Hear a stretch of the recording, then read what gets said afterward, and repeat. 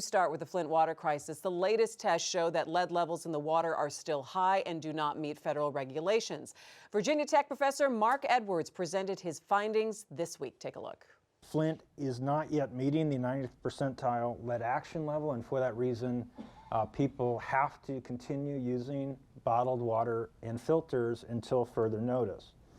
The other thing that we want to emphasize is just because you had your water tested once and it was safe does not mean that your water is safe to drink. You should still be using the bottled water and filters to protect yourself and your family. There are very positive trends. There's no doubt the system is in much, much better shape than it was in 2015 in terms of lead levels, consumer complaints about red water, and also iron levels in the water. And the system is definitely on its path to recovery, but we've got to get more water flowing through the system to enhance that. And many Flint residents still are not using the water because they fear the filters won't stop the contamination. Plus, they want to reduce their water bills. But meanwhile, Governor Snyder is blaming his staff for misleading him about the severity of the problem. And that is where we begin our MiWeek. We begin tonight, with our MiWeek contributors, Nolan Finley of the Detroit News, Stephen Henderson of the Detroit Free Press. Guys, it's good to see you. You know, we had a show last week, but we were actually secretly on vacation. We recorded that show, so it's nice to see you all back here this week. You're not supposed to draw the curtain. You mean we're not supposed to tell them about the magic of television? Oh, no. All right, well, you know what? I always love it when I'm away for a while and I come back and I'm getting caught up on the headlines, and I always say, gosh, I can't wait to sit down with Stephen and Nolan and talk about this. And the one thing that caught my attention, I say that. I do say that. No one else says that, but you are lucky that I say that. You know, in talking about what Governor Snyder said this week, again, he was at a forum and addressing everyone, saying his staff misled him in terms of the Flint water crisis. And you know, I'm sitting there thinking, it took him so long to come out and even take responsibility for what had happened in Flint. And now, Nolan, let me start with you. Is this almost too much, saying, well, I am the head of this, but it was everybody else around me, my staff's problem? When does the governor need to stop bringing this up? Well, 6 months ago. I think, you know, he didn't wait that long to take responsibility. He did say, hey, this is my fault, I'm sorry. Once you do that, you got to stick with that. You can't go pointing the finger everywhere else. And, you know, everybody knows there were failures throughout the government, throughout the bureaucracy. He pointed out that a couple of incompetent bureaucrats didn't even exercise common sense, was how he put it.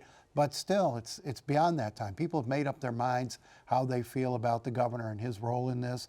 His only message should be, what is going on to fix this situation? Here's what we did today, here's what we're going to do tomorrow. And going back and saying, well, gosh, these two bureaucrats in these two departments made mistakes, or my staff didn't tell me what I need, it's not helping, it's not productive.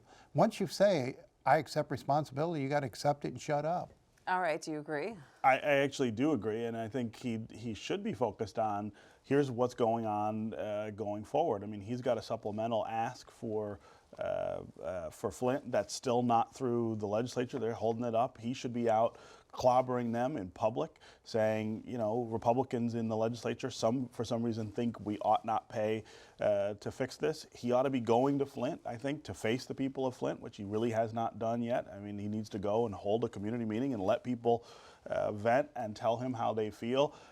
Those are the things that I think repair or begin to repair the sort of trust that got broken here. Going back and saying, well, you know, wasn't really all my fault. All of these other people screwed up. Nobody's buying that, number one. But number two, it makes you look petty and not focused on the problem. So every time he brings it up that people misled him, or it was other people, or they didn't give him the right information, do people then sit there and say, gosh, how many people actually lost their jobs over this? Or how many heads have rolled on this? And they're really not that many, Nolan. So then it brings up the question, maybe why is that?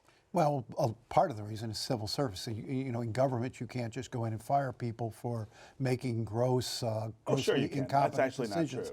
But more heads should have rolled by now, and the process should have started. He's said right along, we're working on that. We're trying to identify those responsible and start the process for dismissing them.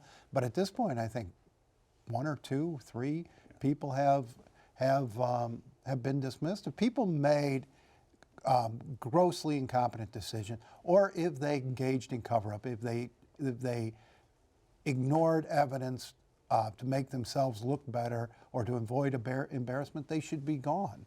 And we haven't seen a whole lot of house cleaning yet. So we're still not through that process, or then that, I guess, investigative process. So, but Stephen, you say that the governor should be, kind of rattling the cages and making sure that the legislature comes around and gets the money to Flint where it needs to be by I think, continuing to talk about the blame game. Do you think he's lost all clout and ability to be able to get people to come and do what he needs them or wants them to do? Well, I mean, he didn't have a lot of clout with his legislature before Flint. I mean, he hadn't been able to get them to do almost anything he wants them to do.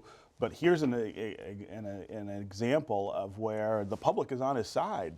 I don't think there's anybody who thinks they ought not be sending money to Flint to start repairing what got broken. He ought to be leveraging that against the legislature, against his own caucus even, to say, listen, this is ridiculous. I don't know what you're waiting for or what you're waiting to see. People need this assistance, and you got to vote on it. But I mean, he's been ineffectual at that kind of politicking since he was elected. I mean, this is not what he does well. Here's another example, though, of an opportunity that he's missing.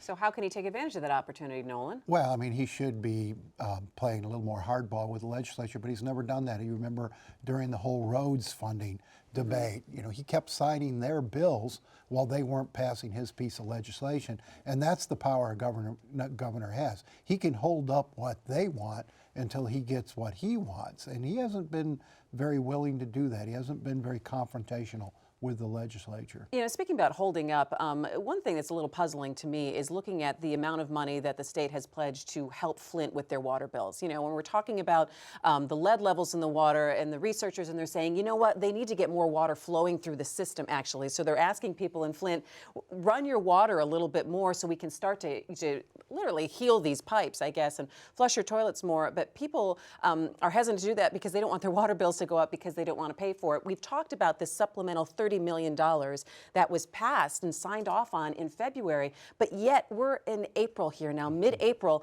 and that hasn't trickled down to the people of Flint. So my question is, what seems to be the holdup there when everyone's saying, well, we're going to help Flint and here's that money, yet it feels like it's taking a long time to trickle down to the ground? Yeah, I mean, I don't know what's holding that up, but there again, I mean, the governor should be focused every day on talking about these things and talking about them publicly and talking about them with the people of Flint. I mean, we don't hear from him about this stuff frequently. What we hear from him is when somebody accuses him of dropping the ball here, he answers it, but he's not proactive in coming out and saying, here's why that money's taking some time. Here's why I can't get more money out of the legislature. And yeah, I'm going to be in Flint tonight, by the way. If you want to come and talk about it, get angry at me about it, that's okay. That's part of the process. He's just, I mean, he's the tone deafness that he's had throughout this has been pretty remarkable, and it's consistent. It's not changing